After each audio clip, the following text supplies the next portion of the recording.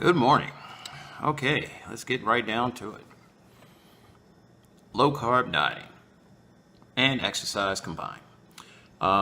This is the end actually of my first week. I've done low carb before, but I'm in a position now where I can do it for an extended period of time, not just a couple of weeks or so. So my plan is 17 weeks, just over 4 months. Come April 1st, I guess it'd be April Fools on people who know me now instead of the person I was 15, 20 years ago, which is where I'm trying to get back to. But let's dispel some rumors. I've done low carb before, and I've researched a lot of the stuff. People have negatives, positives. Getting down to brass tacks, whether it's keto, Atkins, whatever, low carb is low carb. However, there's some differences. With keto, it's basically like the induction phase of Atkins, where you're trying to restrict yourself to at least 20 carbs maximum a day for the first 2 weeks, where keto, you try to do that through the whole period. What I've decided to do is to try the keto route. I've done Atkins, and Atkins is fairly successful.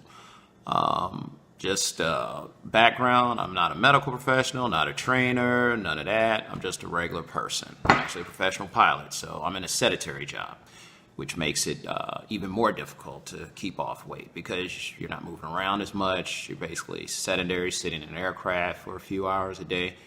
So you get the picture.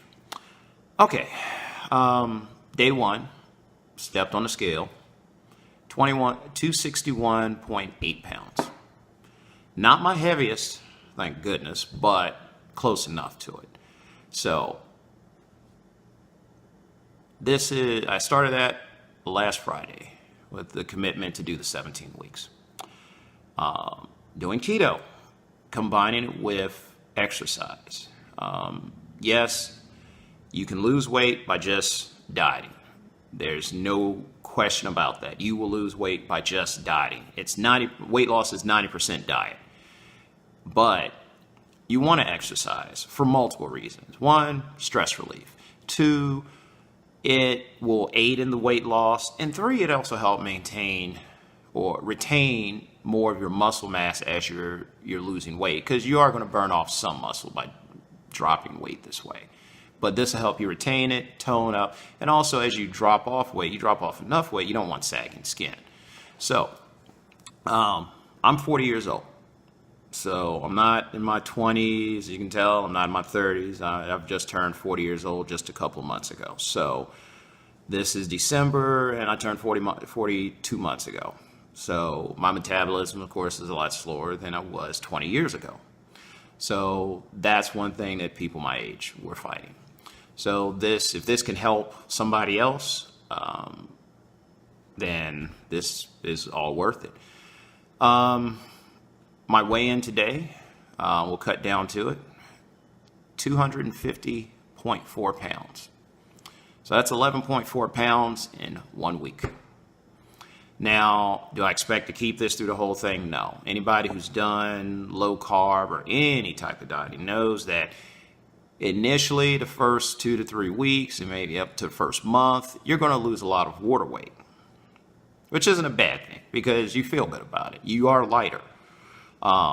So out of the 11.4 pounds, I would say 3/4 may be water. I don't know the numbers. Anybody out there who's an expert in that field, they can give maybe some numbers out there.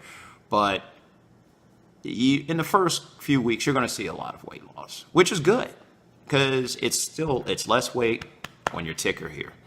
And that's the key thing. You don't want any heart problems. And this will help your heart. And also, I'm tracking my blood pressure. I'm going to track it on a weekly basis to show the changes to my blood pressure numbers. And I'll attach that to this video and show you some of the numbers. I'm doing an Excel spreadsheet covering the weight and the BP, checked every week. Now, as far as eating, I can tell you from doing low carb before, low carb is great. It's not difficult, and it's tasty. You can make it taste wonderful. As an airline pilot in my previous company, I was gone like a week at a time. So I do good for the time I'm off, but then on the road, it's hard to do because I'm on the road. Now I'm blessed with a position that I'm home every day. I fly. When I fly, though, I go out and I come back. I don't overnight in a hotel. So I'm able to prep my lunches, cook for myself, and I feel a lot better doing that. Also, it's going to save you some money. I mean, let's be real. Even if you go to a fast food place now with prices, you're going to spend almost $10 on a meal. So you do that 3 times a day, even just 5 days a week. You're talking about $150. Now, to give you an idea, my groceries for more than a week was less than $100. Was barely 80, really. And I'll talk about that in other videos. But as far as eating, just to give you an example of some of the things I'm eating here. This is scrambled eggs with pesto sauce, and yes, that is a sausage link. I know people are like, wait a minute, that has fat in it. How are you losing weight and you're eating fattening things? You'd be surprised some of the things I've been eating. Fried chicken tenders. Of course, they're done in a low carb method, which I'll talk about in other videos. But you don't have to sacrifice taste for changing your diet up. And let's get the word diet out of there. Diet, people always think about it as a bad word. Think of it as eating modification. Lifestyle change is even a better word, because that's what you're doing. You're training yourself to be more aware of what you're putting in your body. And just to give you an FYI, yes, when I get to my ideal weight and get settled in, yeah, I will have my cheat days there, where I'll eat my pizza or, what have you. But it's okay in moderation.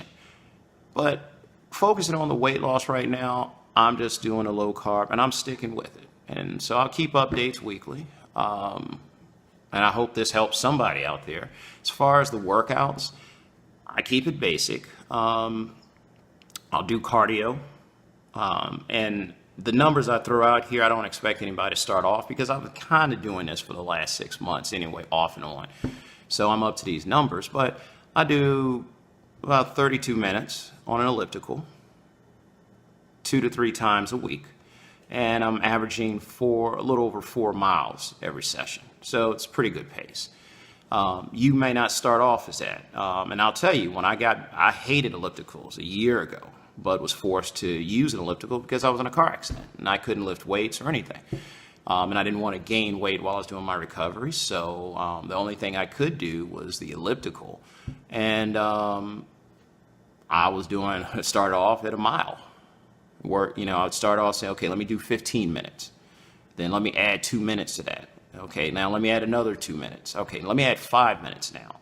So that's how I'm up to this, So I'm at the point where I can do 30 minutes. I'll do 26 and then, 5-minute cool down. So 26 at a higher pace and then hit the cool down. But you want to aim for, 15 to 20 minutes to start. And if you got to do it at a slow pace, do it at a slow pace. You'll build up. Also, a friend of mine, I can't take credit for this. A friend of mine, he's dropped fantastic amount of weight. He's dropped about 90 pounds in a year.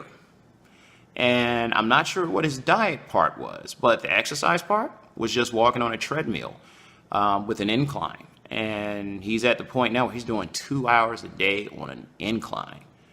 And I can tell you, 1 hour on an incline, which I incorporate into mine, is wild. I'm doing about at a 6.5 out of 10 on an incline with a 3.5 to 3.7 mile per hour walking pace. It sounds slow, but at the end of 60 minutes, it's 800 calories.